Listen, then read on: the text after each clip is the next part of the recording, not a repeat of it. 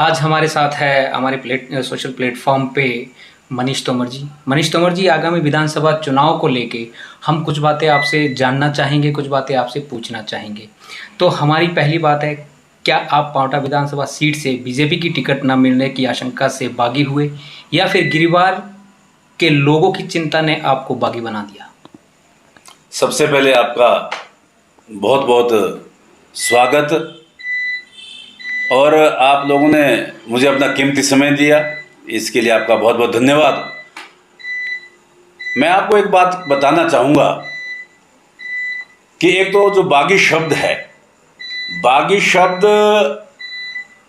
मेरे साथ नहीं लगता। नहीं लगने का कारण क्या है कि हमने 19 साल से पार्टी का काम किया, 19 साल से लगातार पार्टी की सेवा की, और अगर हमने एक टिकट के लिए अपनी बात रखी और बात रखने के बाद हमारे साथ ऐसा व्यवहार किया गया, तो बागी तो वो है जो पार्टी में अनैतिक कार्य कर रहे हैं और पार्टी में अच्छे अच्छे कार्यकर्ताओं को, जो कार्यकर्ता दिन रात पार्टी के साथ लगे हुए हैं, उनको बाहर कर रहे हैं अपना रास्ता क्लियर करने के लिए। तो मैं समझता हूं बागी तो वो है। बीजेपी मंडल अध्यक्ष अरविंद गुप्ता का आरोप है कि आपने कारण बताओ नोटिस का सही तरीके से जवाब नहीं दिया, पार्टी गतिविधियों में शामिल थे, इसलिए निष्कासित किया गया। इस पे क्या कहेंगे? मैं जैसा कि पहले भी बता चुका हूं कि अरविंद गुप्ता जी सबसे पहले तो वो ऑथोराइज ही नहीं है कि वो मेरे को पार्टी से निकाले, उनके पास ये अधिकार ही नहीं है। और दूसरी बात, जो वो जवाब देने की बात कर रहे हैं, मैंने उनको बहुत बढ़िया जवाब दिया। मैंने उनको अपनी जो भाषा शैली है, मैंने उनको समझाया कि हमारी भाषा शैली क्या होती है। क्योंकि मैं कहा कि आप यहाँ के नहीं हैं, आप हरियाणा के हैं। बेसिकली आप जब बाहर के हैं तो आपको यहाँ की संस्कृति का, यहाँ की भाषा का पता नहीं है। इसलिए उन्होंने उसका जो जवाब मैंने उनको लिखा, तो मैंने उसमें यही बातें लिखी थी कि भाई जो सच्चाई है, आपको यहाँ की भाषा शैली का ज्ञान नहीं है। और उस बात को मैंने प्रूफ भी कर दिया कि वो यहाँ के नहीं है। इस बात का उनका जो फर्जी सर्टिफिकेट बना था, उस बात को मैंने प्रूफ दिया है कि वो फर्जी सर्टिफिकेट, एग्रीकल्चर सर्टिफिकेट फर्जी बनाया है। वो यहाँ के है, वो एग्रीकल्चरिस्ट है ही नहीं यहाँ के। अच्छा, चूंकि आप अब विधानसभा में उतर गए हैं इलेक्शन के लिए, तो पांवटा साहिब सीट पर गिरिपार की 11 पंचायतों में भले ही आपको समर्थन मिल जाए, लेकिन शहरी वोटर कहीं आपको नकार तो नहीं देगा? देखिए, जब विधानसभा का चुनाव जब कोई भी व्यक्ति लड़ता है तो उसका सारा विधानसभा क्षेत्र उसका घर होता है, उसमें शहरी या कोई दूसरी बात नहीं है। लेकिन जो आपने बात गिरिपार की बात की, गिरिपार में 18 पंचायतें हैं। आदमी जब घर से निकलता है, जब मैं पहले भी इस बात का उदाहरण दे चुका हूं कि जब आदमी सैनिक कोई लड़ने बॉर्डर पे जाता है तो उसके साथ उसके देश का, यानी कि उसके घर का फीडबैक होना बहुत जरूरी है। उसको पीछे से, तो वो एक मेरा गृह क्षेत्र है। अदरवाइज पूरी पांवटा विधानसभा क्षेत्र मेरा घर है और पूरी जगह से, ऐसा नहीं गिरिपार से तो मुझे जन समर्थन मिला क्योंकि मेरा गृह क्षेत्र है। जहाँ तक शहर की बात है, जहाँ तक अन्य जो पंचायत के क्षेत्र है, पांवटा क्षेत्र में बहुत बढ़िया समर्थन मिल रहा है। और माननीय मंत्री जी का और कांग्रेस नेता का बहुत ज़्यादा विरोध है और लोग इनको मत देना ही नहीं चाहते, इनके पक्ष में अपने मताधिकार का प्रयोग ही नहीं करना चाहते। इसलिए बहुत अच्छा समर्थन मिल रहा है और भारी मतों से हम विजयी हो रहे हैं। आपको नहीं लगता कि पार्टी की टिकट के बिना निर्दलीय लड़ने की स्थिति में जीत दर्ज कर पाएंगे? लगता नहीं कि आपकी राहें आसान होगी? मैं आपको एक बात बताना चाहूंगा कि पार्टी भी लोगों से है। अगर जिस पार्टी में लोग नहीं है वो पार्टी नहीं मानी जाएगी। संगठन लोगों से माना जाता है, जिसमें लोग जुड़े होते हैं और लोगों ने ही संगठन में काम करना होता है। जब लोग ही हताश है, जब सारे पार्टी के लोग हताश है और निराशा में है, जो यहाँ की कार्यशैली है, जो इस विधायक की कार्यशैली है, जो इस मंडल का कार्यशैली है, उससे लोग हताश है। तो पार्टी लोगों ने बनानी है पार्टी कोई अपने आप में तो नाम रखने से और या उसमें एक संगठन, जब तक संगठन के लोग मजबूती से काम ना करें तब तक पार्टी कोई मजबूत नहीं हो सकती। और यहाँ से भारतीय जनता पार्टी पोंटा मंडल की गतिविधियों के कारण और माननीय मंत्री जी की गतिविधियों के कारण यहाँ पार्टी धाराशायी है। या पार्टी कोई भी पार्टी का बात नहीं रह गई है, यहाँ पर कांग्रेस भारतीय जनता पार्टी है। सुखराम चौधरी कद्दावर नेता है इलाके के, जयराम कैबिनेट में मंत्री है, भला पार्टी उनको नजरअंदाज करके किसी और को क्यों टिकट देगी? जयराम जी का कार्य कोई निसंदेह, इसमें किसी प्रकार का संदेह नहीं है कि जयराम जी का शानदार कार्य हिमाचल प्रदेश में 5 सालों में रहा है। लेकिन पोंटा विधानसभा में उनके कार्यों को भी जो उन्होंने सराहनीय कार्य किए हैं उसको भी इन्होंने पोंटा के लोगों में निराशा कर दी है। क्योंकि स्थानीय जो नेतृत्व है उनका एक अकेला एजेंडा रहता है, अकेला चलो की उनकी रणनीति है और गिने चुने लोगों पर वो अपना आशीर्वाद रखते हैं। ऊर्जा मंत्री की बात करूं, इतना बड़ा काम गिरिपार क्षेत्र का हुआ है माननीय मुख्यमंत्री जी ने और बलदेव तोमर जी ने जिस आदमी ने अपना पूरा कैरियर इस बात में लगा दिया कि यदि गिरिपार का क्षेत्र हाटी क्षेत्र नहीं होता है तो मुझे आप लोग वोट ही मत देना। इतना बड़ा दांव खेलने के बाद, माननीय मुख्यमंत्री जी का इतना बड़ा आशीर्वाद मिलने के बाद इतना बड़ा काम गिरिपार का हुआ है और माननीय मंत्री सुखराम जी कह रहे हैं कि अभी तो इसमें पता ही नहीं क्या होना है। जिस बात का उन्हें पता नहीं है, एक तरफ श्रेय लेने की कोशिश करते हैं, यहां से भाग रहे हैं, राजपुर जाके नाच रहे हैं, जब आपको पता ही नहीं है कि हुआ क्या है। आप जिस बात का आपको पता ही नहीं, आप एक सोशल मीडिया पे आप इंटरव्यू दे रहे हैं, आपने जरूर चेक करना, एक सोशल मीडिया पे उन्होंने इंटरव्यू दिया कि अभी तो हाटी का कोई पता ही नहीं है कि भाई इसमें क्या हुआ है, क्या ड्राफ्टिंग है, हुआ या नहीं हुआ है। इस प्रकार का बयान आप लोगों ने दिया है। इस प्रकार की घटिया राजनीति आप कर रहे हैं। आप बलदेव तोमर जी को भी डोमिनेट कर रहे हैं, जिन्होंने इतना बड़ा काम किया है। आप बलदेव तोमर जी के भी, इसका मतलब आप बलदेव तोमर जी को खिलाफत कर रहे हैं ताकि लोग उनके खिलाफ हो जाएं। तो मैं माननीय मंत्री जी से कहना चाहूंगा कि जिस बारे में कोई काम किया ना हो वो झूठा श्रेय लेने की कोशिश ना करे। अगर काम करवाना होता तो आप निचली 7 पंचायतों को जोर डालते और मेरी जो निचली 7 पंचायतें रह गई है उनको मिलवाते। जब आपको हाटी का पता ही नहीं है तो मैं ये कहना चाहूंगा कि इस प्रकार की ओछी राजनीति ना करें और बलदेव तोमर जी ने, जिस आदमी ने ये इतना बड़ा काम किया है, उसको श्रेय मिले और हम सबको उसका धन्यवाद करना चाहिए। क्या कहीं सुखराम चौधरी जी बौखला गए हैं? वो तो आप देखने वाले, क्या अब मेरे से ज्यादा समझदार आप है, बौखलाहटी और क्या है।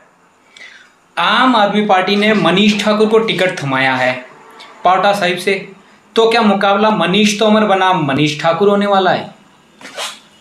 मैं आपको एक बात बताना चाहूंगा कि मुकाबला किसी से हमारा कोई ऐसा ना तो हम इतनी बड़ी बात बोलते हैं कि हम किसी से हमारा मुकाबला है या हमारा किसी से कोई टक्कर है।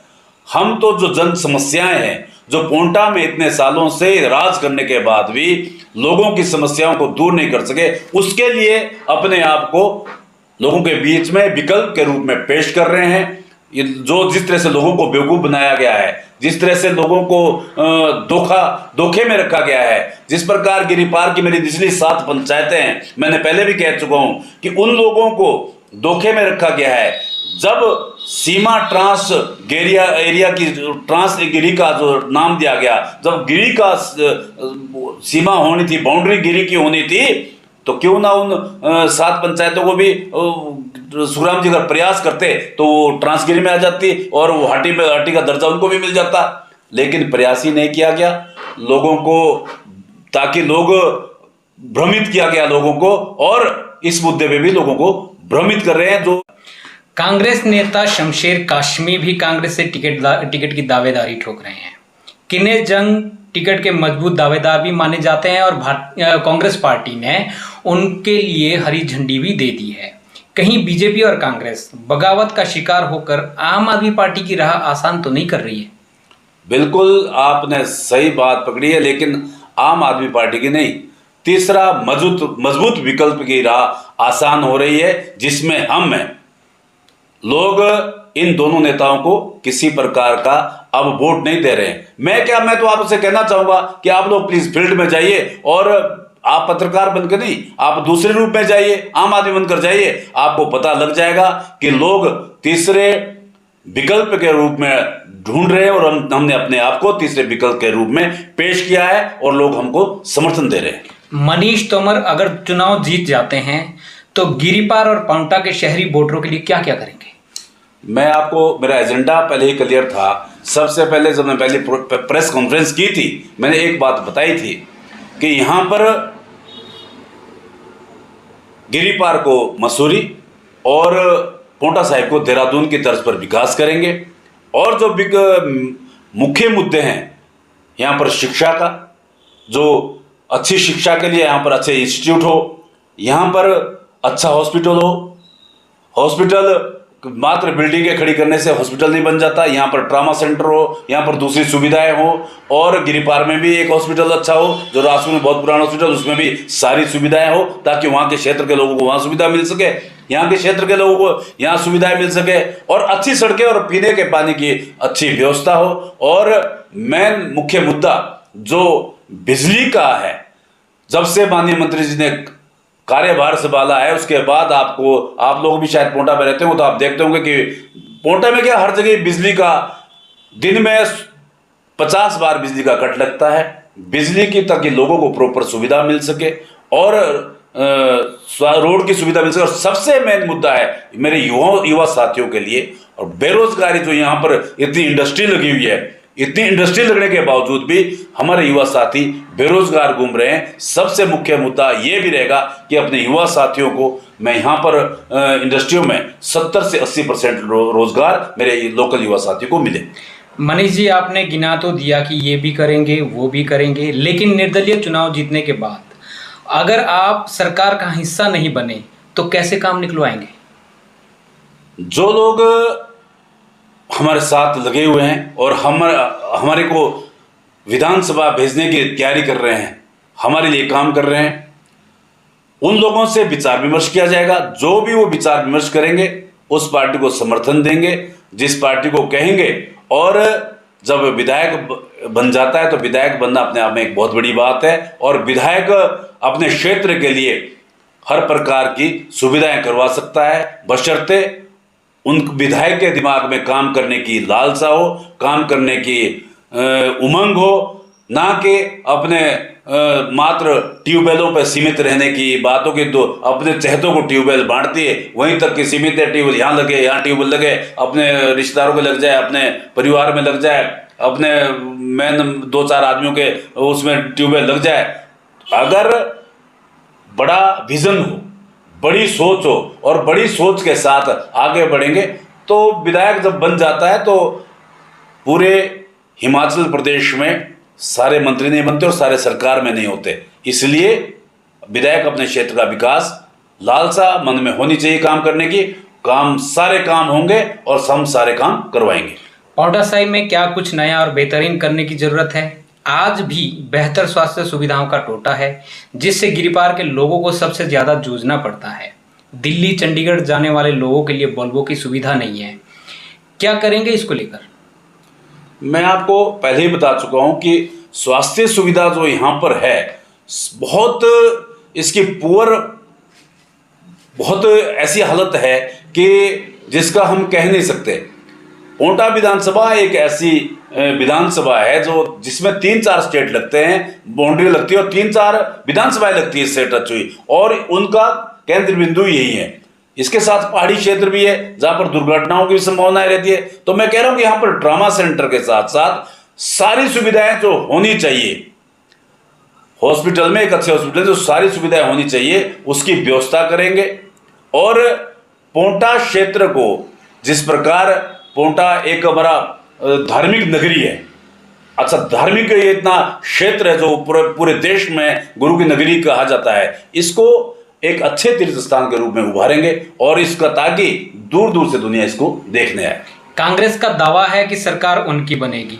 मुख्यमंत्री जयराम ठाकुर से कर्मचारी वर्ग भी नाराज होने का हवाला दे रहा है। ऐसे में अगर बहुमत कांग्रेस की तरफ जाता है और आप निर्दलीय जीत जाते हैं तो क्या कांग्रेस के साथ जाएंगे? मैं आपको क्लियर कह चुका हूँ कि ये बात मैं क्लियर कर चुका हूँ पहले ही कि जो लोग हमारे साथ अभी समर्थन में हैं और जो लोग हमको मत देकर विजयी बनाएंगे और विधानसभा में भेजेंगे, उनके साथ पूरा विचार विमर्श करके जैसा भी वो निर्णय लेंगे, उनके निर्णय पर हम ये निश्चय करेंगे और कि हम किस दल को समर्थन करना है। लेकिन अभी मैं इस बात को क्यों कहूँ, क्योंकि अभी भारतीय जनता पार्टी का टिकट पोंटा में इस बार बदल रहा है और भारतीय जनता पार्टी, हमें पूरी उम्मीद है कि हमने 19 साल कार्य किया तो भारतीय जनता पार्टी का टिकट हमें मिल देगा और हम लोगों के बीच जाएंगे, अपने लोगों के बीच जो हमारे साथ लोग लगे हुए चाहे वो किसी भी दल से, हम उनसे बात करेंगे और पोंटा के विकास के लिए उनको अपने साथ लेंगे। मनीष तोमर जी को कौन सा बड़ा नेता पर्दे के पीछे समर्थन कर रहा है जिसके भरोसे आप चुनावी ताल ठोक रहे हैं और वो भी निर्दलीय तौर पर? मेरे साथ एक बहुत बड़े नेता का हाथ है। उनको नेता कहिए, उनको मित्र कहिए, उनको माता पिता कहिए, उनको मैं जो भी कहूँ वो है हमारे चुड़ेश्वर महाराज श्रीगुल देवता का जो कृपा मेरे ऊपर है। और हमेशा जब भी मैं किसी क्षेत्र में गया हूँ, किसी भी मैदान में उतरा हूँ, तो हमेशा चुड़ेश्वर महाराज और श्रीगुल देवता की कृपा साक्षात वो मेरे साथ चलते हैं। गिरिपार की पंचायतों में अगर आपको मजबूत मान भी ले, पांवटा साहिब की शहरी वोटर कांग्रेस बीजेपी में बढ़ जाता है और अल्पसंख्यक नेता भी अगर चुनावी ताल ठोकता है तो वो वोट बैंक भी अलग हो जाएगा। ऐसे में कहीं आप बाजी ना मार जाएं, क्या कहेंगे? मैं आपको पहले दिन से ही जिस दिन मैंने पहले दिन से प्रेस कॉन्फ्रेंस की, बाजी ना मार जाए किंतु परंतु है ही नहीं, किंतु परंतु का सवाल ही नहीं है। हम जीत रहे हैं, लोगों का समर्थन मिल रहा है और भारी समर्थन मिल रहा है, इसलिए ये क्लियर है, इसमें कोई संशय नहीं है कि पोंटा विधानसभा सीट से इस बार जनता हमको आशीर्वाद दे रही है और हम लोगों की सेवा के लिए लोगों के बीच जाएंगे। यदि Bharatiya Janata party at last आपको टिकट नहीं देती है तो निर्दलीय उम्मीदवार बनकर आप लोगों के बीच में क्या विजन लेके जाएंगे?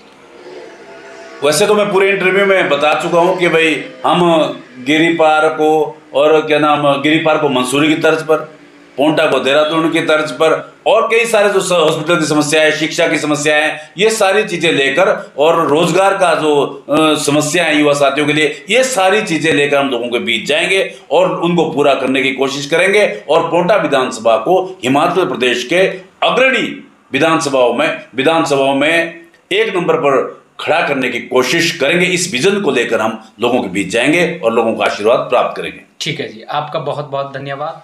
धन्यवाद जी आपका।